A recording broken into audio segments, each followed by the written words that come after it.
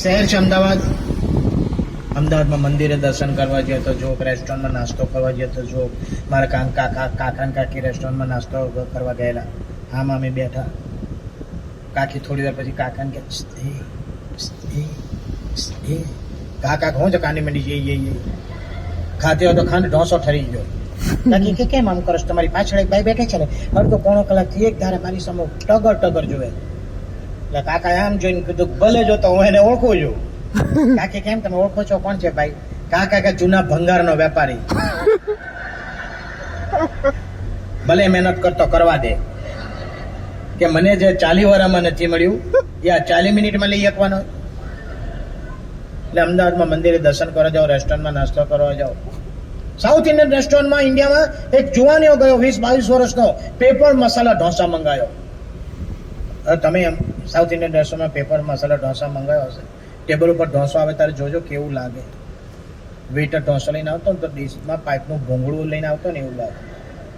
Paper masala dosa હવા 2 ફૂટ લાંબો આપણા ટેબલ ઉપર મૂકે ને તો અંદર મસાલો છે કે નહીં જોવા માટે ઢોસો ફેરવાય નહીં.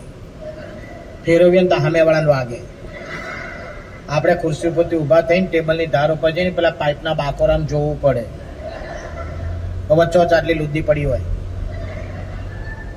પેલા જોવાની આવે તો આખો ઢોસો ખોલી નાખ્યો, આખો ઢોસો પોળો કરી નાખ્યો, અંદરનો બધો મસાલો ખાઈને પૈસા આપીને ઉભો થઈ ગયો. મૂકો એ ગાંડા કેમ આવું કર્યું?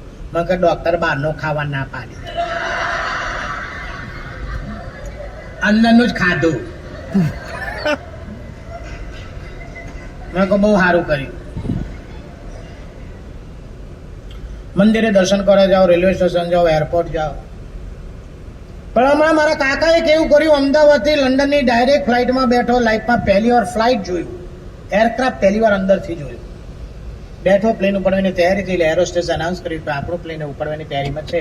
દરેક પેસેન્જરને વિનંતી કે પટ્ટા બાંધી દે, સીટ બેલ્ટ. જો નહોતો તો પેન્ટના બાંધ્યા, જે નહોતી સમજણ પડતી એને એરોસ્ટેસ પટ્ટા પહેરાવતી હતી. બધાને બેલ્ટ પહેરાવતી છેલ્લે પેલી કાકા પાસે આવી. કાકાને કે એક્સક્યુઝ મી કાકા પટ્ટો? કાકા મેં તો ધોતિયું પહેર્યું છે. ધોતિયું પહેલે પહેર્યું કાકા, નો પ્રોબ્લેમ, ગમે તે પહેરો, પણ સીટનો પટ્ટો છે ને તમારી કમર આમ બાંધવો પડે. કાકા પેલી કમર ના કામ બાંધસ, મને આવા પટ્ટા બટ્ટા બાંધવાની કોઈ જરૂર નહીં. પેલી કે કેમ? કાકા તું તો મારી છોડી બરાબર, અને મારી તો અમે ઉંમર થઈ ગઈ. તારા આખા બલૂનમાં જો ફરવો તો પતન કઈ નહીં કરું, પણ આ બાકીના બોજન બહુ સારું કર્યું કે આજે એમને ના બાંધો તો તારી ખેર નહોતી. પેલી કે ડોહા મારી સેફટી માટે નહીં, તમારી સેફટી માટે બંધાવવાના. 2-4 સારામાં સમજાયા, ડોહાએ પટ્ટો બંધાયો, પ્લેન ઉડ્યું. કલાક થયો, પ્લેન સ્ટેડી થયું, એટલે એરોસ્ટેસ એની સર્વિસ ટ્રોલી એની કાર્ટ લઈને કાકા જે સીટમાં બેઠા તે ગલીમાં નીકળી.